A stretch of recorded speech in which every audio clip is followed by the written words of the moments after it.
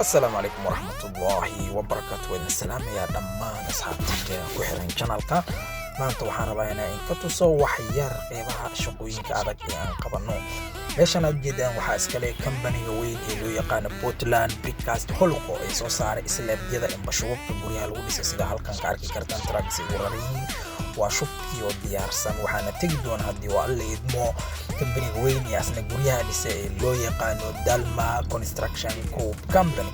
waa guri casri dhisaan guri aad iyo aad u qurux badan bay dhisaan guri aad iyo aad u heer sareeya bay dhisaan Dalma Construction Company maanta wadada traffic aad iyo aad u daran baa ka jiray power truck oo dump truck hore ku gadoomay marka masha Allah anaga waxaan saaranahay leenka fudud oo sii jeedo waan ka jeednaa traffic jamkaas insha Allah mar dhowna waxaan gaari doonaa Dalma Construction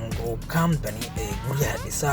guriyahooda waxa waaye ilaa 4 biyano 5 biyano 6 biyano waaye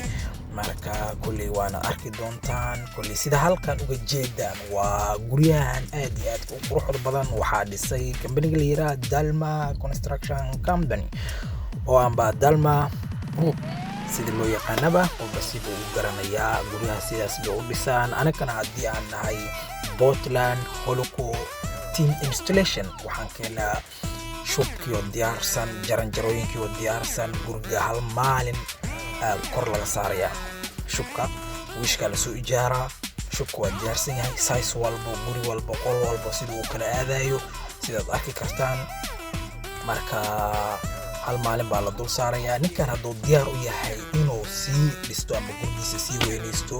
oo ku sii darahaa laakiinse 1 week asana ku qaadata inuu bulkeeti wixiisa dhiso anakana 1 day bay nagu qaadataa inaan installation-ka u sameeyno waxyaabaha aad iyo aad kula yaabka badan waxa waaye halkan aan ku arkay waxaa ka mid ah guryaha sidaas waa u jeedaan oo quruxda badan ee 6 ilaa 6 biyana malahan wax tiira amba tiirar amba geesaha ka socdaan ee shuba ee asa ee ka bilowdo dhulka geesooda amba dhaxroora malahan markii laga reebo foundation-ka wadankan waxa waaye foundation-ka marka hore la adkeeyo shub lagu shubaa sideeda dhanba